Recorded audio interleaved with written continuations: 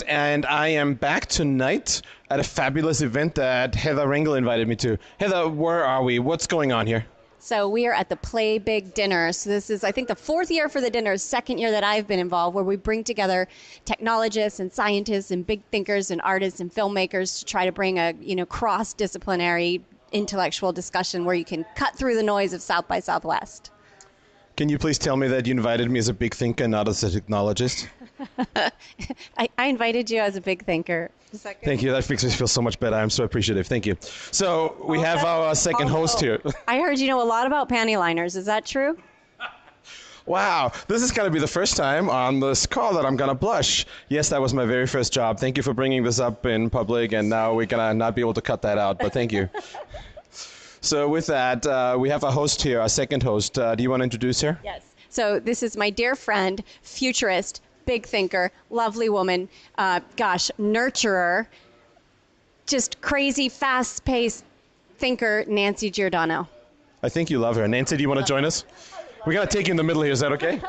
Yeah, come in the middle. Come in the middle. What Heather Welcome, Nancy. to tell you is that we actually described this as a table of cultural troublemakers. Oh, there you go. Good point. So I believe that was how you got your invitation. Yeah.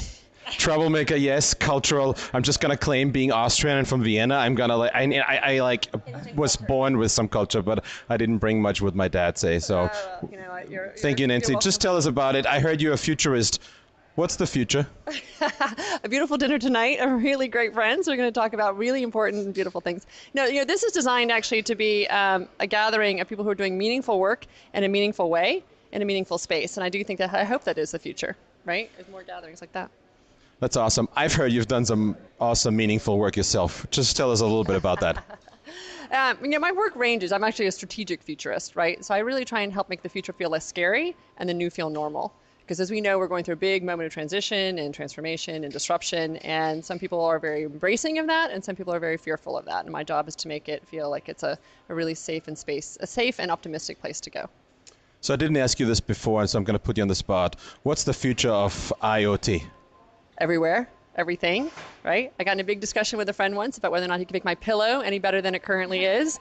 And I realized that actually if I had a pillow that recorded my dreams and analyzed them and in the morning gave me this full scoop, that would be awesome. So yeah, so if anyone wants to get on that right now, I'm happy to be a partner.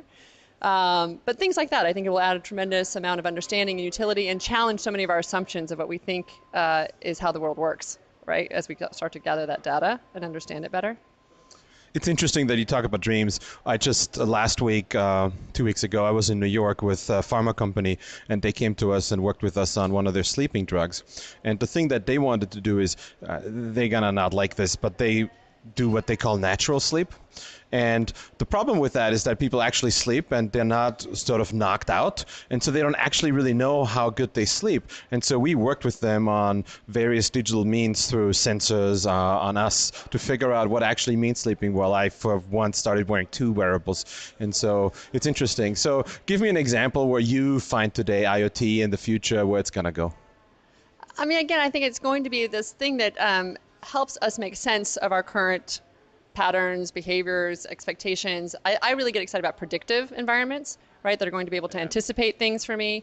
It'll help curate decisions and make more relevance for me. That's what I'm looking forward to. So I think there's going to be a bumpy road where we're just going to be bombarded with data for a while and interesting information that we don't know how to make sense of. And then the hope is that we get to the other side and it helps enrich my life, add more understanding to my life, improve my life, and add all kinds of cognitive capacity, right? I'm not going to be thinking about stuff so much and I get to go create. How's that? Heather, you're going to have a question for Nancy. You know what's funny? I was just thinking, who's the guy who's the filmmaker who just wrote a book about creativity? Brian, he did Night Shift, and his hair sticks straight up in the air. You know who I mean. No, I anyway, I was just thinking, how do you get your hair to do that? It's so pretty. I haven't had a chance to get it cut. So it's just, today is the wild hair day, and I've just decided to embrace it. So thank you. Nice. Thanks. My daughter is a curly-haired girl, so I'm really proud to see you do that. Embrace the curls. Thank you so much, babe. Yeah, cheers.